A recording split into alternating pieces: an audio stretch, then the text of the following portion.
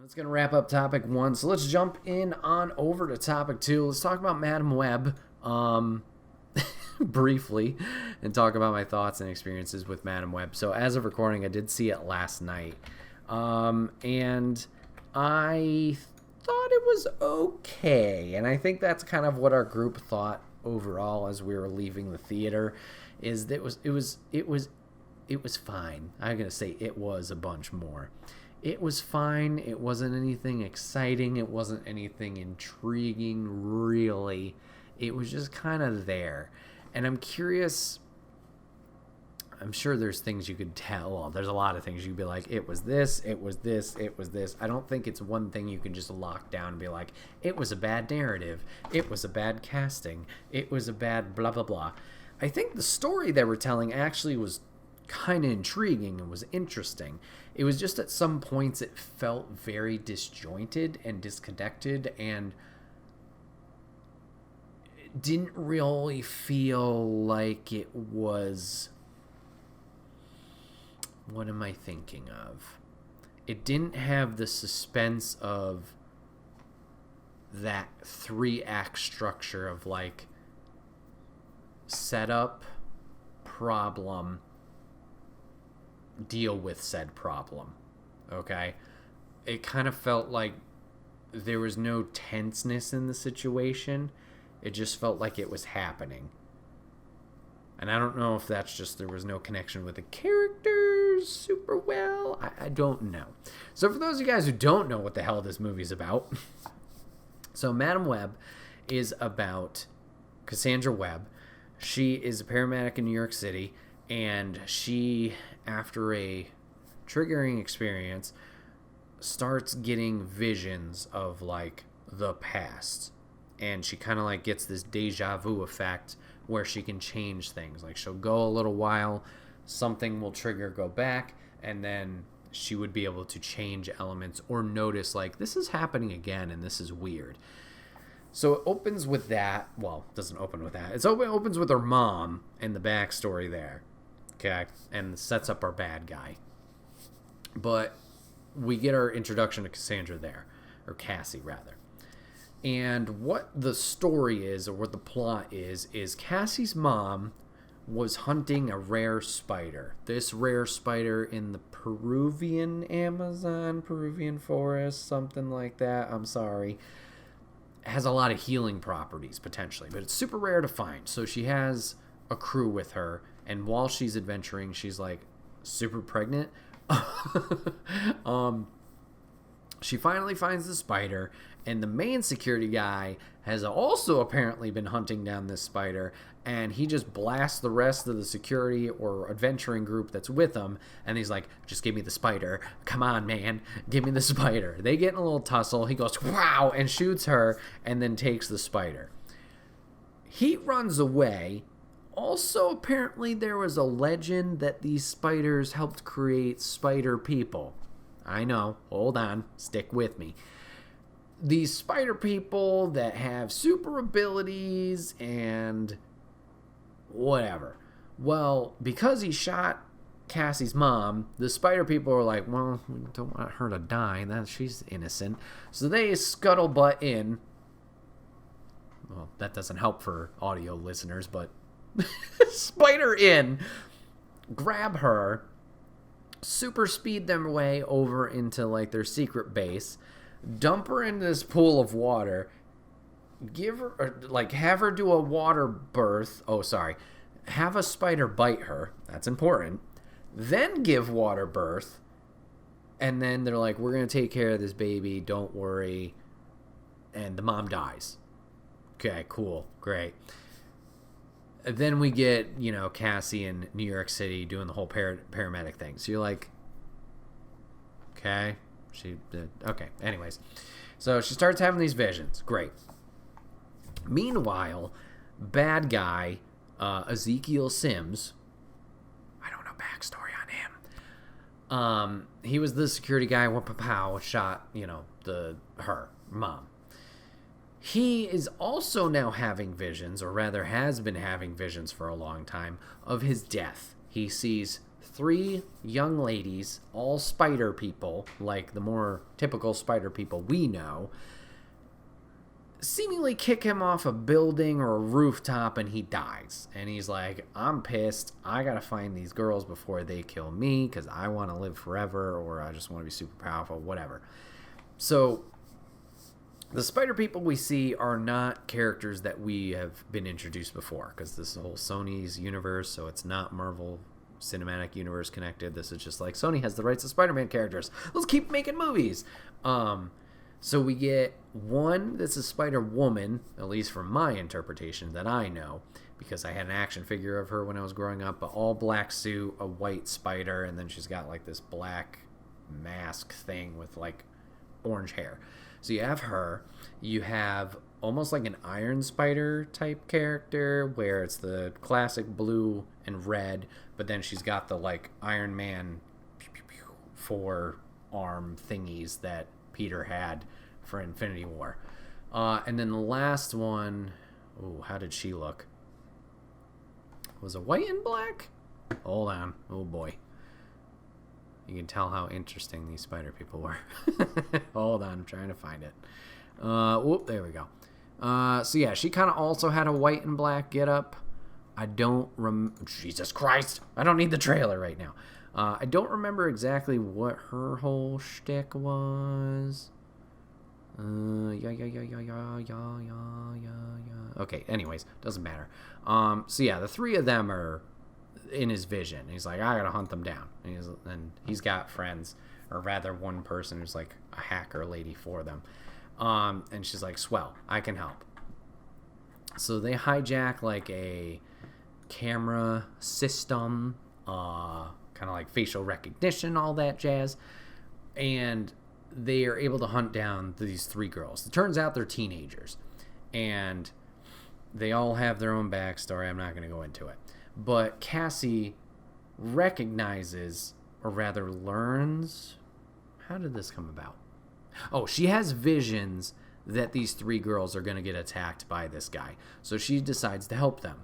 And eventually, the 4 of them work together to go against this one guy. And the one guy has the spider powers, and he's kind of like anti-Spider-Man. So much that he's anti-Spider-Man, he has a Spider-Man suit. It looks exactly like Peter's. It's all black, but it's like a red webbing. Like Miles, but way jankier. It wasn't that great. As I'm talking about it. So eventually Cassie learns how to use her powers. And when we get to the conclusion where the girls are running away and Cassie's trying to lure them away, like keep them safe, it's just like she already knows what's going to happen. So it's like, oh, stop running. Oh, I'm going to hold this thing and block this firework that's coming at me. Oh, I'm going to move this way. It's like, you can't lose. There's no tenseness because you, from the audience perspective, you know everything that's going to happen. Like, we've seen it where you're like, oh, I get stabbed, and then you went back, and you're fine. No tenseness at all from an audience. It's just literally watching it play out. I don't know what they were trying to do here. I know what they were trying to do. Money. But yeah, it just didn't deliver really anything. Towards the end, you get a little bit of a build. The girls that she does save don't have their powers, so we have no idea how they get their powers, whether it's from the same spider, it's a different spider, anything like that. Madam Web, Cassie, does get hit in the eyes by a firework and goes blind. It looked like it only hit one eye, but then she's got these weird wide sunglasses on, and also she's in a wheelchair. I don't know what happened to make her paralyzed in a wheelchair, but okie dokie. And she looked really like robotic in that, and I don't mean that in an insult of like, oh, she was in a wheelchair, she just can't do anything. No, like, she lost all personality. Like, the movie, she was goofing around, she was interesting. And then when she's in the end, she's just like moving around, moves the wheelchair, and like everything when she has those interactions with the girls is like very robotic in tone, character, everything. She's just a wall, and she's just there. And it's like, what happened? What? Like, you're like this all-seeing being, and you just gave up personality. Doesn't make any sense to me. So, as I talk about it more, not a great movie. I wouldn't say it's levels of Morbius, where I did enjoy aspects of Morbius, but there was Morbius stuff where I'm like, this is stupid. I didn't really fully hit that here, I would say. It was just the like, where's the payoff? What are we doing here? I guess that was more of what my thought process was coming out of this movie. You get a little bit of backstory with Uncle Ben. You get, Mary and Richard are pregnant with Peter. At the end of the film, Peter's born. So, are we making another one? Is this another, like a Sony-verse Spider-Man? Are we going to even bother to expand off of this? I don't know. It was something. It was something. So, I'd be interested to hear what you guys thought if you gave it a chance. If not, I totally understand. I don't know what Sony's objective is here. Well, once again, I know what the objective is. Money. Hey, people like superhero movies. Obviously, MCU has had a lot of success with that. Granted, we also talked about Burnout. They haven't had a great track record with their movies. I know the Venom movies, very polarizing. Some people like them. Some people hate them. Some people are on the middle ground with me of like, yeah, there's elements of it.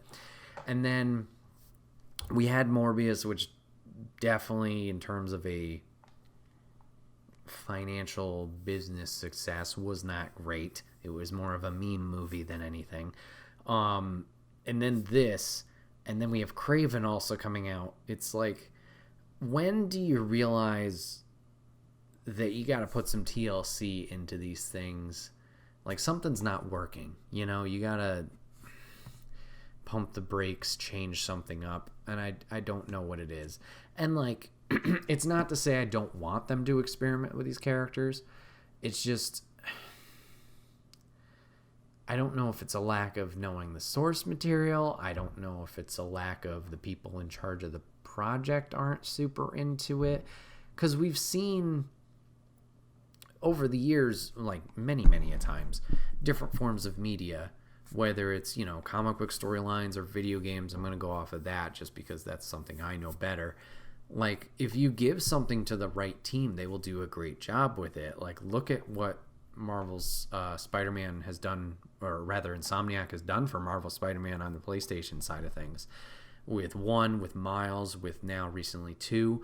Like, they've done a fantastic job, and those games are very highly regarded. I'm curious where the disconnect is. If it's just Sony saying, hey, we have these, just get something out. We don't care.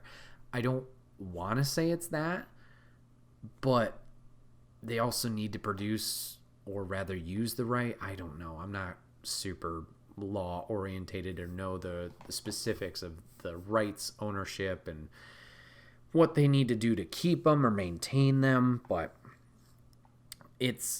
I don't know if it's just a matter of like, they need to do it, keep putting out movies so they can maintain the rights to the Spider-Man characters and it doesn't revert back to Marvel/Disney.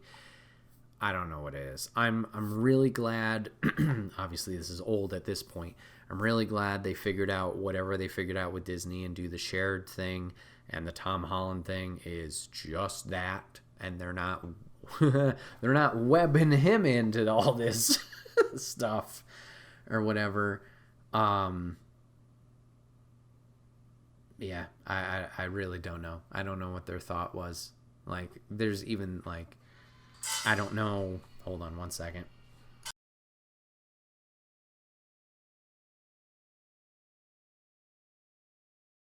Sorry, Artemis's food.